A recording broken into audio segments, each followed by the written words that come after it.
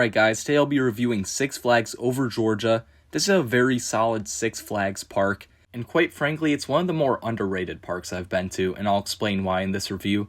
So to start off, you'll have your parking experience, and wow, this is one of the most bizarre and strange and somewhat annoying parking experiences ever. You're going to actually get into the main parking lot through this little pathway, and we were there like a half hour before opening, and it was very tight in there. We were one of the first cars up, and I could just see behind us that a lot of cars were spilled out onto the road. So then once they actually let you in, you're going to go down this long road up into the parking lot by Batman the Ride. It is a long haul, and I will warn you about this one speed bump that you cannot see coming, but every car just goes flying. It was entertaining while just waiting for the gates to open, seeing all the cars flying over this. But anyways, once you're actually out of your car, you're going to need to take a long hike to the front entrance. It's not quite as bad as Six Flags New England's, but it's definitely not ideal. But you do get some good views of the coasters, in particular Georgia Scorcher and Goliath, which are two of the best rides here, so you can't really complain. The entrance to this park is also a little strange because of some new security policies, which they absolutely need from what I hear. You do not enter through what looks like the front entrance. It's the side of the front entrance. You exit throughout that front entrance, but you do not enter there. So to start off your visit, you're going to enter Main Street, and it's pretty small, but you got a nice fountain and everything up front. But let's get into the real reason you go to this park, and that is the ride lineup. They currently have 11 coasters, with the 12th on the way being Georgia Surfer. I got to see it in person, and it looks good. Definitely won't be top 3 in the park, but should be a good ride. You also have Kid Flash, which God knows what's going to happen to that ride. I definitely think it's going to get removed. Yeah, we don't know when, though. They got a lot of stuff on their plate, but it's a lawn ornament, that's for sure. But we're going to go in order clockwise around the park. The first ride you'll see is Georgia Scorcher, and this is one of the most underrated rides I've ever been on, probably a top 3 most underrated coaster I've been on. This is better than 5 of the 8 B&M Hypers I have been on. It is that good.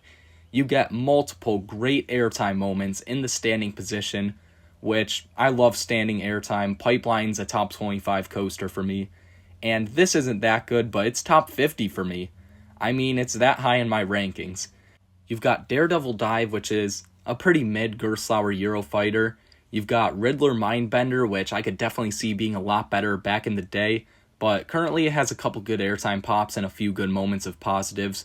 Batman the Ride is a typical Batman the Ride clone. I hear this one runs way faster than the others. I think it does run the best out of the 3 I've done, but it's not that much better. It's still back to back to back in my rankings. You've got Goliath, which is definitely the best ride here. It is not even close. People say Twisted Cyclone and this thing are a good 1-2 punch. No. Twisted Cyclone and Georgia Scorcher are good competitors for number 2 in the park, but no, Goliath clears them all. This thing has some ridiculously good airtime, by far the best airtime of any B&M coaster, and it has the most intense element I've ever experienced. Yes, over anything on Panthurian, King Dakar, anything like that. That helix is the only element that's ever made me black out. That's all I need to say. It really is by far the best B&M ever built. You've got Blue Hawk, which is a pretty okay, pretty nothing Vekoma Looper. You've got Great American Scream Machine, which is nothing. You do nothing on that ride. That ride, you might as well just be going down in a shopping cart. It is so worthless. You've got Superman Ultimate Flight, which I'm personally not a huge fan of, but I know a lot of people love the flying coasters. I personally find it a little forceless for me, but again, that pretzel loop is good, and the rest of it is a nice, graceful, scenic tour. You've got Dahlonega Mine Train, which isn't the best mine train in the world, but it's still a fun ride. You get a little bit of laterals here and there. Joker's Funhouse is definitely one of the best kiddie coasters. I would even say it is the best kiddie coaster other than Cosmos Curves. And finally, you've got Twisted Cyclone. In my opinion, it's definitely not as good as some people say.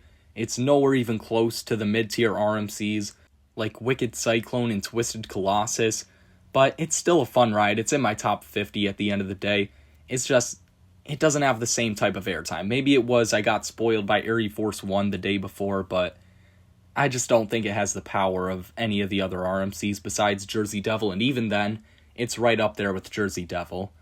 So let's go over some non-coasters that are definitely notable. The biggest one I missed was definitely Acrophobia. It was closed. I would have gave it a ride or two if it was open. I'd be really curious to see how those standing drop towers are, and I hear it's definitely one of the best, so get on that if it's open. Of course, the big one people love is Monster Mansion. It is a really fun dark ride. It's definitely the best dark ride I've been on, not at a Disney or Universal park. You've got a few other good flats. Pandemonium is a Zamperla Discovery. You've got a Starflyer, a Justice League clone, just a lot of good rides, but nothing too notable that I go out of my way for, other than Monster Mansion and Acrophobia. Now, I want to talk about a big thing holding this park back, and that is its operations. These are some of the worst operations I've ever seen. They are very slow on many crews. I'll say Goliath and Scorcher definitely had good crews, but other than them, it was just not good. Twisted Cyclone, in particular, may have been the worst crew in terms of efficiency and everything that I have ever seen. That was an embarrassment. Like, if their supervisor or whatever was watching them during then, like, I hope, like, they'd get punished by the supervisor. Like, it was such a poor job what they were doing and how slow they were. And the ADA system here. Okay, I'm not saying ADA shouldn't be in any parks. I do believe it's useful. But you cannot treat it like they treated it here. They do this on every ride. I'm just going to take Twisted Cyclone, for example, because, yeah, Twisted Cyclone was really annoying. But every time someone from the ADA line pulls up to the exit, they let them march on to whatever row they want. And they take like 6 people at a time. And if you're in a group, one person can go in the front and then another can go in the back, which is the stupidest thing ever. The whole point of being in a group and allowing multiple people to go on in a group at once is so they can ride together. That's the whole point. You do not get to go in the front and then in the back in the same group. That is the stupidest thing ever. You are wasting everyone's ride, you're wasting their time, and you're just flat out being obnoxious. And that's not the person with ADA's fault.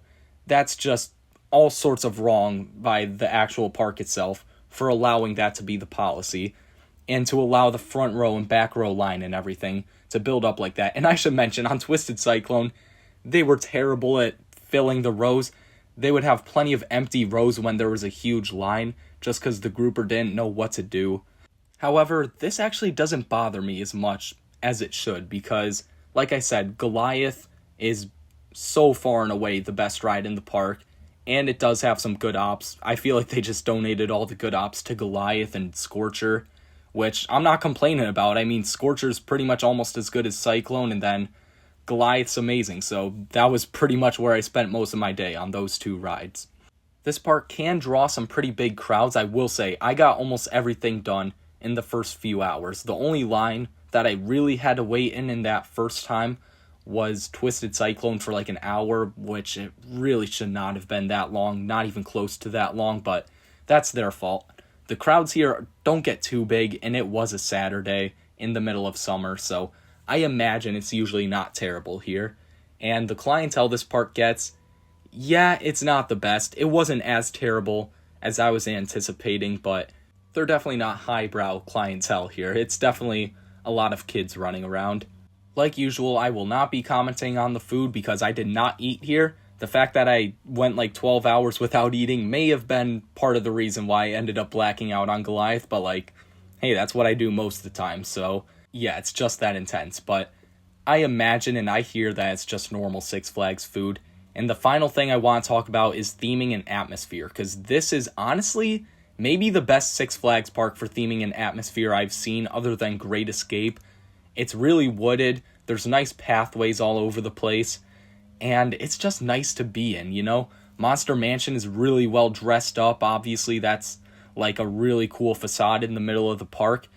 Everywhere just looks pretty compared to every other Six Flags park. Other than Monster Mansion, there's no real theming here, but yeah, it just looks really nice. There's no other way to describe it. It looks mountainous. All the rides are at least looking nice. Goliath's getting a nice repaint. Scorcher has one of the best color schemes ever. Twisted Cyclone also has an incredible color scheme, but they do need to repaint it. But overall, I was very impressed with how this park looks. So for Six Flags Over Georgia's final score, I'm giving it an 8 out of 10. I debated giving it a 7 just because those operations are not good, but the appearance and then how good the ride lineup is, mainly how good Goliath is, carried it up to an 8 for me.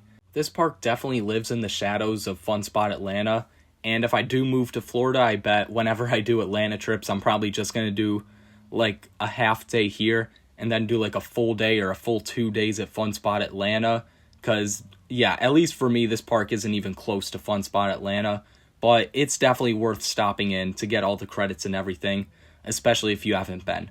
So let me know what you guys think of Six Flags Over Georgia down in the comments below. Make sure to like and subscribe, and I'll see you guys next time.